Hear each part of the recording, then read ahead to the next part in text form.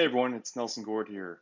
I recently had the chance to speak with Jeremy Booth, the president and CEO of the Program 15 New Balance Future Stars series. Jeremy and I talked at length about some of the recent events from the Texas Combine that they held over to Louisiana and Florida. Also covered the recent MLB draft and a number of the players that were taken that are products of Program 15 in the Future Stars series. And then we did a little preview. We talked a lot about, the upcoming events between the national tournaments, the underclass combine, the national combine, and then leading up to Fenway Park for International Week. So Jeremy and I will continue to do these updates, these recaps throughout the summer, and we hope that you join us. We hope that you find them informative. We hope to call out your name and give credit to you and highlight you as a player, as a coach, as a program. And, if there's somebody we should know about, by all means, send them our way, let us know. And we'd love for them to be a part of this, help grow the game, and help highlight their achievements.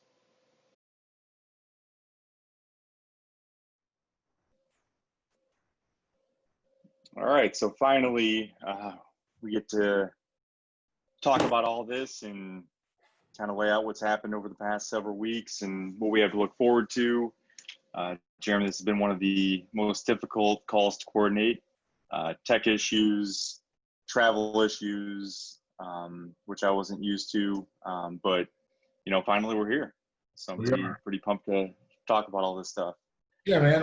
It's good to talk with you. We talk all the time offline anyway, so always good to do this.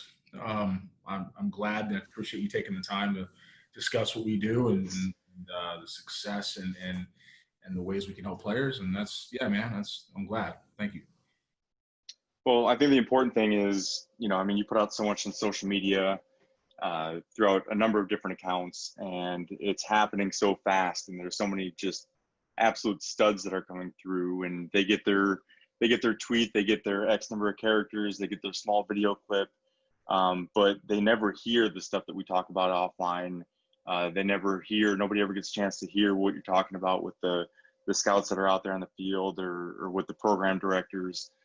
So being able to bring some light to that, being able to share it with an audience, especially the college coaches who aren't maybe as tied in, might be some young guys who aren't running the same circles, trying to get their information out, I think is really important. And that's the motivating factor behind doing this.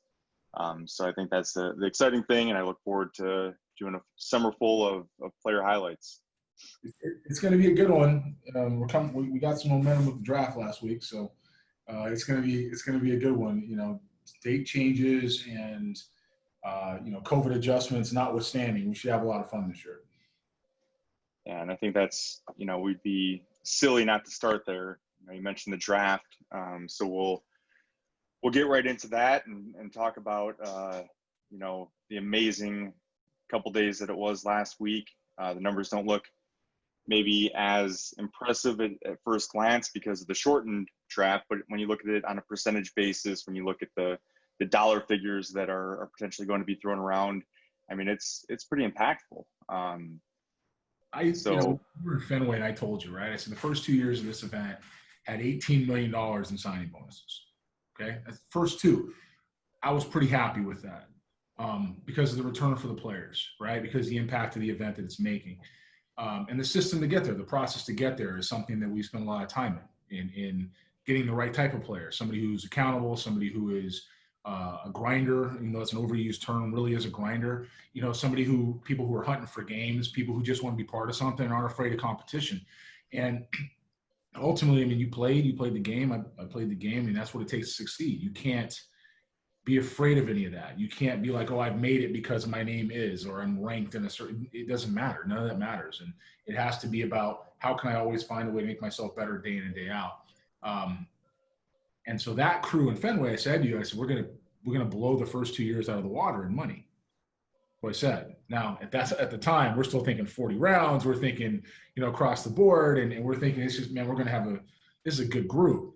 Again, between the draft and the international side, the free agent signings, which have now been pushed off till January. So I can't comment any of that stuff anyway, because it's all right. up in the On the draft side, of course, we get shortened to 5 rounds. And then the picks start happening. And first one off the board is Zach Veen, 9th in the country. First highest player ever selected, beating Grayson Rodriguez, who went 11th in 2018 by 2 picks.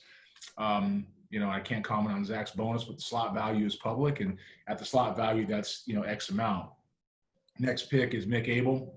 Mick Abel is, 15th in the country, which is, I talked to his dad. It's kind of ironic and also poetic. He went number 15 because he's a 3-year P15 member.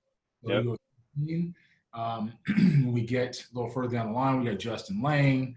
We ended up having Markevian Hintz. We ended up getting David Calabrese and Petey Halpin and Cohen Moreno and I feel like I'm missing somebody. There was 9. There's 10 total guys. Drew Romo, who's actually selected to Fenway and participated in the Nationals in the summer, but got wore out in USA Baseball in overseas in August, was just too beat up to play, or September, was just too beat up to play. So he was selected to that event. Same with Tyler Soderstrom, selected to that event as well.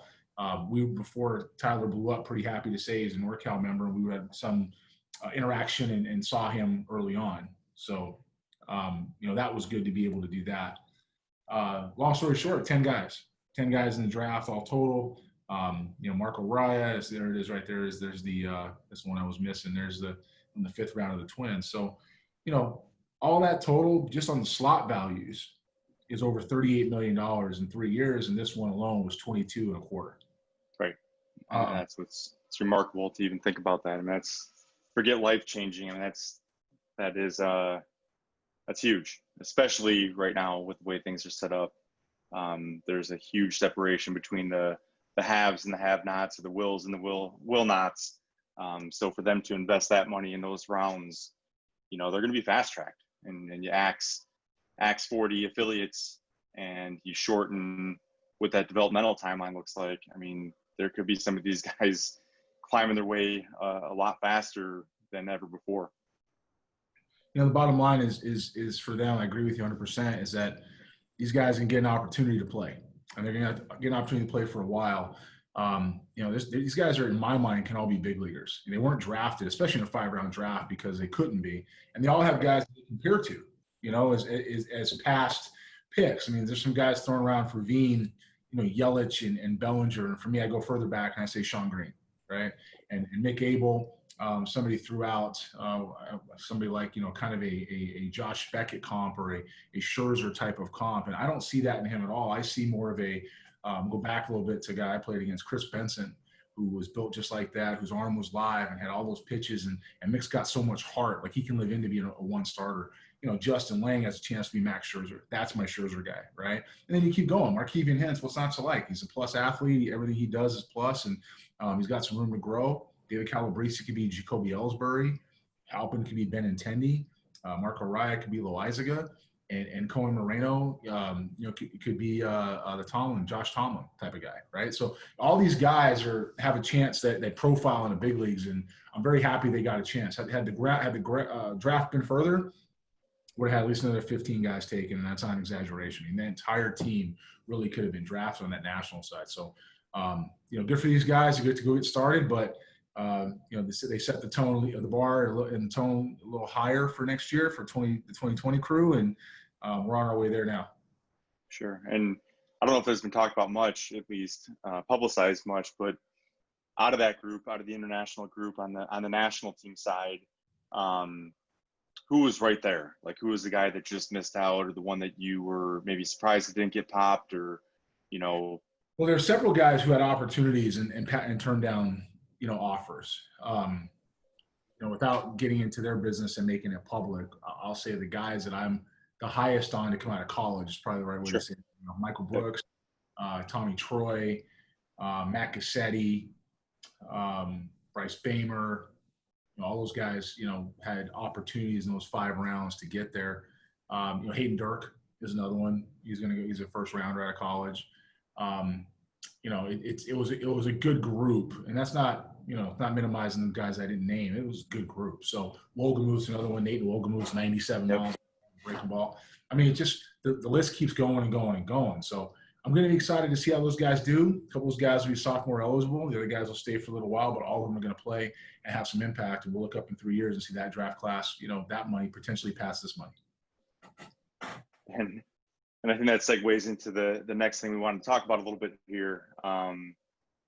What's going on currently, and some of the recent combines, some of the videos and the metrics and the times and just the video that was sent out. I mean, a little bit mind-blowing. You want to talk about big money?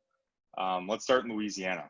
I mean, I know you started in Texas, but let's start it in Louisiana because, I saw that, then you sent it to me later on, and I had to smack myself in the face and, figure out if what I was looking at was actually what I was looking at. So let's talk about Louisiana and some of the things or one of the things in particular, then we'll talk about some of the things that you saw while you were out there. Yeah, and like you said, we started in Texas, and that was a pretty good day overall. But we went to Louisiana the next day, and we were in Lake Charles having a workout. About 60 guys, and the guys that came through, there were some really good upper class or 21s, class of 21 guys. Brendan McNair stood out. He's been invited to the National Combine. Brandon Holt stood out. He's been invited to the National Combine. Baylor Cobb, Cade Woods. The list keeps going, right? I mean, it was a good day. And all those guys have a legitimate shot at Fenway. I mean, they all do. And that round in particular, that group was special. And then you get to the class of 22s and 23s. My man, there were some guys right now you could give a lot of money to and sleep really well at night. Tyler Lejeune is a really good player. He's gonna be a big leaguer.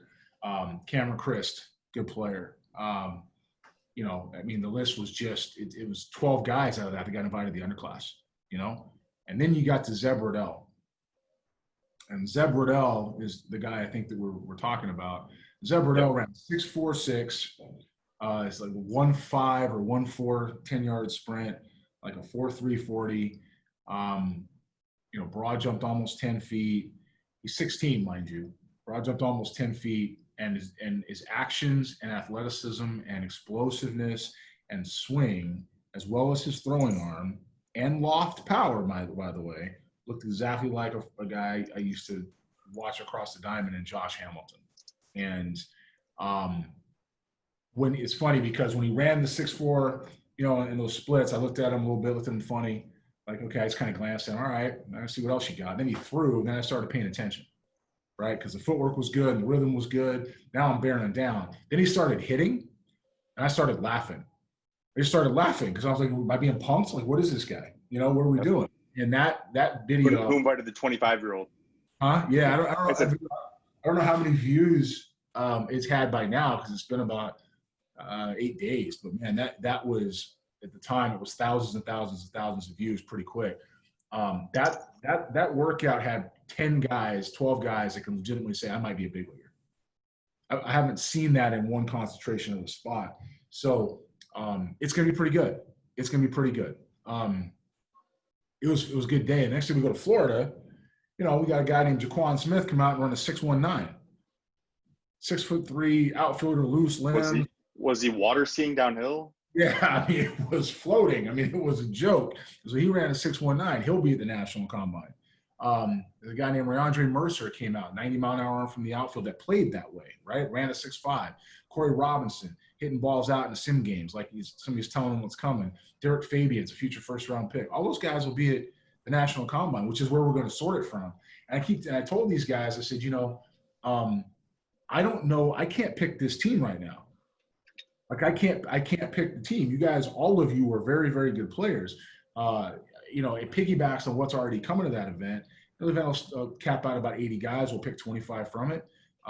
There's some guys I'm very excited. Kenya Huggins is up to 95 now, the plus breaking ball. Grant Fontenot's got a long live body that's up to 94 with a curveball. There's a kid that I'm going to see in Nashville, supposed up to 96, left-handed, strong with a breaking ball. I don't know what to. It's a joke right now. What's popping out there? So the National Combine level is the next round, and that's designed to let these kids get together and compete. And I'll say this, and I know you'll identify with it. And for people that see this, I want them to understand. Rankings don't mean anything. I don't know how many times. If you just watch the draft, we've talked about this before, right? Those rankings got blown up, thrown away. I mean, Owen Casey is a pick, for example, who, good for him. San Diego took him at 45. Show me anybody that had him at 45. It's not so those rankings don't matter. Matter of fact, it's more exciting if you're the player that's under the radar a little bit, that's working and competing and less famous than the guy that's always on the big stage and always everybody gets to see all the time. Because those guys, they tend to show up in the draft and it's like, Right. The name's been around forever, and it's been the same thing. That's right. You haven't really seen those jumps. You want to be that guy that if I haven't seen you yet, or we haven't seen you, or you pop up as somebody's like, man, I'm excited about that. Like, I'm excited about that guy. He's fun to watch. I'll go back and see him again. I'm gonna start falling in love with these guys because that's what you want to do, right? You want to be excited about who you're seeing. And these guys that are popping up now, I take a lot of pleasure in the Marco Ryans and the Markevian Henses and the Justin Langs. And you know something? People can say what they want to, but the Zach Veens too. Zach Veen was not a household name a year ago this time, and he made himself one. And to be a part of that ride was a lot of fun. Watching those kids, Cohen Moreno, watching those kids explode. I mean, Nelson, this year in Fenway, whoever that mix is, we're going to blow the doors off the money that was there last year. Okay. Oh, yeah. 3 or 4 kids that are returning. Ian Moeller's coming back, and Josh Pearson's coming back, and Brandon Clark, if he's healthy, will be there. You know, I feel like Braylon Bishop. Who can forget Braylon? Yep. He'll be there, right? Yep. It is an exceptional event and group to be a part of, and to be part of these guys' journey every couple of months, starting with these workouts. Connor Simon, Seaver Sheets, Ben's kid, right? This is all going to be in Lake Charles. This is absolutely an exciting summer to be part of this thing. I hope a couple things happen. I hope that either the NL doesn't get rid of the DH, or Seaver ends up going to school just so I can see him both pitch and swing it, because the dude could flat out play. No doubt about that. Good. And, you know, out of those guys, there's so many names there that being at the at the tournaments last summer, being at the Nationals, that, you know, stood out there, guys that we've seen for a couple of years. Talk a little bit about that. Talk a little bit about the Nationals coming up. The collection of teams, because I think that's the other cool part when we're talking about the draft. We're talking about International Week, bringing those programs together and seeing the pride that all those individuals take in their players, and, you know, how they want honest feedback, right? Because it's really hard to put your finger on where some of these guys, like what they should do, where they're going to go to advise them in the right way. You know, so why don't you talk a little bit about that and some of the programs and everything else that you're looking forward to? Yeah, we have our team national championships coming up. It's our 4th year doing them. There'll be just about over 100 teams there in those events. And those events are all partner programs, people that participate in the series as a whole, whether that's a scout day, whether that's tournaments, you know, that's all different ways to do that. And of course, these kids come together and they by and large make up the Fenway roster. It is fun to get those guys together. It's fun to get all those families together. It's fun to watch these kids compete. It's fun to see them take pride in the brand they're wearing on their chest and their name on the back. More importantly, it's fun to watch them be in the same environment with people they played against for a couple of years, because that's what happens in this thing now, right? We've had kids at 15 that are now playing at 17 against the other guys. You know, the staffs of these individual programs all like each other. They like getting along. They like talking to each other. They like being around. It is a brotherhood feel. Now, it's a grind. We're in Lake Charles, Louisiana. We've been in Houston the last 3 years. Houston's the hottest place on the planet. Lake Charles is a close second. I mean, it can be, you know, bananas, but we are in nice venues. We are at turf fields now. We are at McNeese State. We're at Southwest Regional, Southwest Parks and Recreation, actually, which is the whole place that had the state championships. Three stadiums there.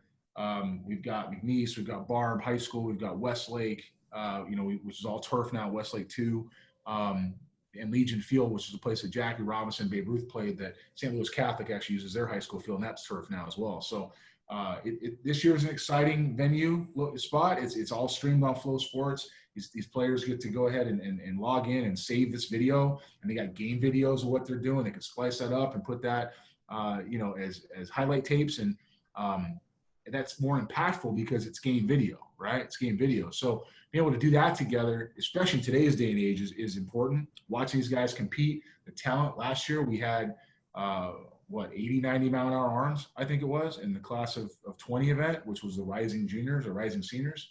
Um, it's again a lot of work, but it's a lot of fun. I know guys are looking forward to it. And this year, we're seeing a little bit of a special tilt with the guys that are coming. You got people who are understandably concerned with COVID, and some people who are finding ways to get through this and to make sure they get here safely. And for somebody who just traveled, we're wearing masks and we're wearing gloves and we're wiping everything down. I mean, it's what it is. I mean, you're doing this stuff on these planes. So I'm excited to see these guys in collection in one spot. It's anywhere from teams from Northern California and upper Northwest to Arizona to Florida, upper Midwest and Northeast. It's going to be good.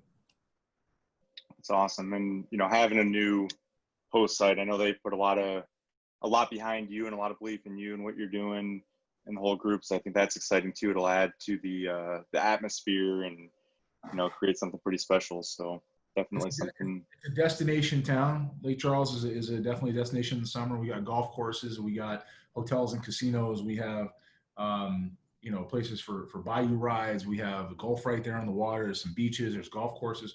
It's as much as I love Houston because I live, spend half the time living there. It is different in Houston, Texas, than it is in Lake Charles from a destination. Houston's a very corporate city. It's a very business city, and it's really great people. Lake Charles is great people, but it's a destination town.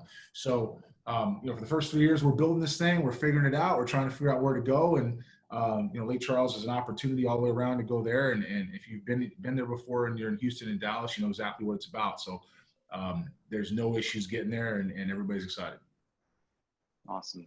And for those that don't know, like if there's a player, if there's a coach, an organization that want to get involved, with Program 15, with Future Star Series, what's the best way to go about doing that? And what do you think the qualifications, for lack of a better term, would be? So I think you got to be development minded. I mean, we're not into the flash in the pan, shiny toy, recruit everybody else's players. I mean, these coaches that we work with in these programs, man, they've invested so much time in these kids' lives. And oftentimes, matter of fact, most of the times, unless there's a mitigating circumstance, it's better to finish the journey with that group, your friends, your team, your family, your community, and those coaches who've invested so much in you. So if you're the group that kind of picks players off and you're the group that's recruiting across the diamond, like don't even bother. It's not going to happen. Right. If you're a group who is exposure, everybody's got to throw 100 pitches all the time. Don't bother. There's other places for you to play that's acceptable. It's not here. We want to build these players up so the success is there in the future. We just want to be a part of it. We being P15s wants to be a part of it. So however we can help do that together, it's a partnership relationship. And so that's the criteria. I want to have people with good ethics and good character and people who care about the kids and doing it for them, because ultimately it should be for them. And if it's not for them, then that's the wrong reason to be part of this. I feel like in the first 3.5 years, we've got a good collection of people that have done that. I feel like we've shedded some programs, to be honest with you. Some people felt like that wasn't necessarily the way they wanted to travel it. And other people felt like, it was, a little too talented. I hate to say that, but it was. Sometimes people are taking their kids a different direction than this. And I'm not trying to draw a separation there, but these guys here, whether they're first rounders or college kids, the programs we deal with have players have a chance to reach that level. They're not playing to play against players who don't. And so here it's got to be a collection of talent. It's a collection of talent. It's a collection of good people. And that's a tough marriage sometimes to find, but I think we're finding it here. Yeah, that's so important, is to make sure you're around the right people, the right programs, and the right players. So I couldn't agree more. Anything else that you want to add? I mean, I guess I would be. Yeah, man, the World Combine has been moved again. We moved the World Combine with some of these visa problems that we've had with consulates being closed and flights being restricted. I mean, COVID, obviously something none of us will ever forget. We'll be talking about this for the next, till we die, because it's a 100-year occurrence. But we moved it again to the end of July. It'll now be right in front of the underclass, which is ridiculously talented as well. Been a lot of fun to put that together. So our summer essentially kicks off with, well, we just had our three regional combines. We have one more in Nashville. We have our class of 2024 event, 21, and then we have the 23s. Yeah, and then we have the national combine, then the 22s, then the world combine, then the underclass, all at the same time. That's what's in Lake Charles, and within that we have the scout games, and we have the Ohio Marlins Collegiate Scout Day. We have Music City Classic. We got Louisiana Scout Games. We have a lot of stuff going on that Crossroads. It's going to be kind of a busy summer. So our guys are out right now hitting the road and getting out seeing players, and this is where we are. How many total players do you think that reports going to be written on this summer? Do you have an idea? Well, the scout games and our events and Crossroads, everybody gets a player. I mean, everybody gets a report. Right. These events, Music City Classic, not everybody gets a report. We go through, we watch players. It was too many teams, so we kind of spread out. And guys will spread out, and they'll go see guys and write guys up they like. I would say 5,000. Without batting an eye, I'd say 5,000. I mean, some of these guys will see more than once, which is the point. But if you've got 1,500 players in Houston or in Lake Charles alone, that's right there. If you've got another 200 in scout days and 300 in combines, that's 2,000. You're not even there yet. Add up all the rest of the tournaments and say you got 300 or 400 per tournament, and you've got 20 more of those to cover. Well, you get there pretty quick. So I think that's going to be a pretty good test for our guys this summer. I know they're ready to get out there and do it. It's a lot for Rick Oliver, our scouting director, to sort through and tell me who can play and who can't, because I don't get a chance to go to all these things anymore. But we've got some professionals here. We'll get it done, and most importantly, we'll help deliver what we can to help the kids achieve their dream. Yeah, that's just it, and that's why me, and when I say me, I'm referring to NCSA in that context. Originally came together was just helping those kids, and I think one thing that was really apparent. You sent me a text last week about a certain individual that received a phone call from us. The family, was a family that's in need. We're here to help the kids, right? And in any way possible, anything that we can do. We have our All-In Awards, our I Will Awards. We have our Team Edition product that coaches can use at their disposal. But I think they just really have to dig in and understand that part, because not everybody's going to be a Mick Abel or a Zach Veen, or even some of those other guys that weren't drafted that are playing in Power 5 conferences. But it is important to find that right place, and now more than ever. I mean, the next couple of years, that 2021 class, those mid-tier guys are going to be affected. I think you're going to see guys leveling down in a lot of cases, because you're going to have an influx of 1,000 college players that weren't drafted, right? Or that didn't go. I agree. And one reason we're with you guys, you personally is the key. I'll say that, and I'll said it publicly, and I'll say it again. You personally is the key, because of the passion you have, because of the journey you've had has kind of created that, right? I mean, you've really done, even right now, you're going back to coach junior college baseball.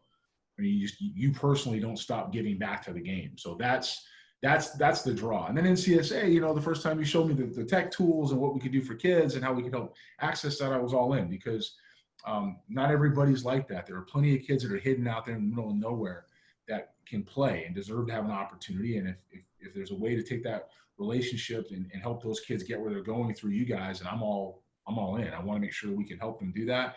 And the financial stuff you do for kids in need is a bonus. It's a needed bonus. We do things like that as well for kids that are in need, not quite like what you're doing, but different by events and ways to, kind of find kids who don't have the ability, whatever the reason is, to make that happen on their own, to be able to assist that. So you guys are a big part of that. Big part of what we do. You unfortunately, physically, you can't be at nationals this summer, but I know that if you could, you would be. I'll start riding my bike now, and I'll get there.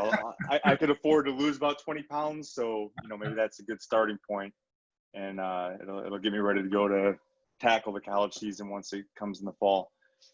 But no, this is awesome. Like I said before, let's continue to do these on a weekly basis, because I know there's going to be a bunch of Veens and Zebs and Langs and Abels and everybody that's going to be coming up and coming through. And what's exciting, and you made mention of this when we were exchanging messages during the draft, when they're going through the broadcast and they're just in conversation talking about the Future Star Series, that in a very small amount of time, I mean, let's face it, under 1,000 days, give or take, it's a big part of the whole ecosystem. It's something that is right up there with events that have been around for 20, 30 years. That's how important it is. And now, you with your scouting background with so many of those guys that aren't out at fields, that, certain organizations don't believe in the value of it as much, to write 5,000 at a minimum plus reports this summer. Yeah. That's how these kids are getting seen and getting these chances. So, I'm pumped for it. I know that you are, and, I can't wait to see what happens in the next 7 to 10 days. Well, I appreciate that. We have some good people here, yourself included, who have believed in this from the beginning and helped us figure out the path where we're going and the best way to do it, and believed in the vision. And the vision is always about the player. I will say that somewhere along the line, I've said this to you privately, I'll say it publicly, somewhere along the line, this game became about a brand. It became about everybody else's brand. And it's not about a brand. I mean, it's not. It's about the players. It's always about the players, and tomorrow will be about the players, and the day after that's about the players. The players are the ones who make this go. And when you have a young man, or in lots of cases, a young girl, on the softball side or whatever else, that is looking at you saying, man, I really want to do this, coach. I really want to do this. Or can you, and it's their dream. You owe it to them to give them everything you got. Give them everything you got. If you're going to help, you help. If you don't, that's fine. Go do you. We're going to do us at the same time. So there's a lot of people here who have really believed in this. And for that, I'm thankful. Absolutely. All right, man. Well, you enjoy the rest of your night. I'll include links to as many things we talked about, in the presentation or the email or however we're going to post this. And we'll be sure to follow up here soon. All right, man. I'll talk to you next Monday. Sounds good, JB. Bye.